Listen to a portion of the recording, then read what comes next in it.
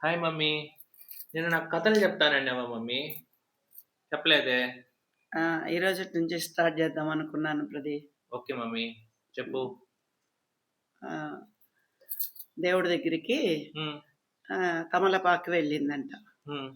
తమలపాకు వెళ్ళి, హ్మ్. "స్వామి, స్వామి హ్మ్. నేను లేకుండా ఏ శుభకార్యాలు జరగవు. ఆ! నా నేను లేకుండా ఏ మంచి జరగదు. హ్మ్. ఏ చెడు జరగదు. హ్మ్. ఏ శుభం జరిగినా హ్మ్. అందరూ నన్ను ముఖ్యంగా గుర్తిస్తారు" హ్మ్. అని గర్వంగా చెప్పుకునిందంట. హ్మ్. సరే అని తర్వాత ఏమైందంట, హ్మ్. కరేపాకెళ్ళిందంట. హ్మ్. కరేపాకెళ్ళి, హ్మ్. లేదు లేదు నేనే గొప్ప, హ్మ్. నేను లేకుంటే ఏ కూరల్లోనూ రుచి ఉండదు. హ్మ్. నేను లేకుండా ఏ కూరలు వండరు. హ్మ్. అందుకు నేనే గొప్ప అని కరేపాకు చెప్పిందంట. హ్మ్. లేదు లేదు హ్మ్. అరిటాకెళ్ళిందంట. హ్మ్. లేదు లేదు హ్మ్. మీరు చెప్పేదంతా తప్పు. హ్మ్. నేను లేకుండా హ్మ్. ఎవరు భోంచేయరు. హ్మ్. నేనే గొప్ప. హ్మ్. నా నా నా ఆకులోనే హ్మ్. భోంచేస్తారు హ్మ్. అని అరిటాకు చెప్పిందంట. హ్మ్. అరిటాకు చెప్పితే తర్వాత తులసి వచ్చిందంట. హ్మ్.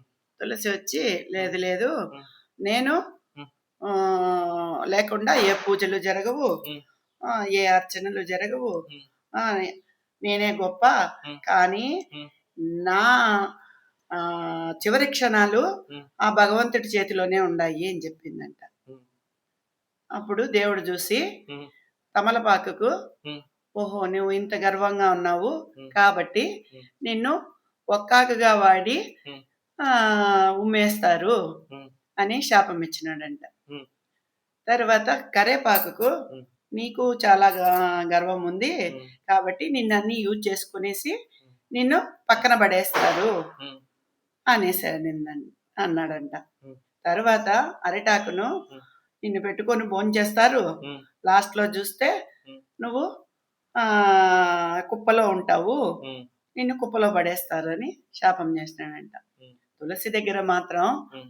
నువ్వు నువ్వు నీ గొప్ప చెప్పుకున్నావే గానీ, హ్మ్. చివరి క్షణాలు నా చేతిలోనే ఉంది అని చెప్పి నువ్వు గర్వంగా చెప్పుకోలేదు. హ్మ్. కాబట్టి హ్మ్. నిన్ను నా మెడలో మాలగాను, హ్మ్.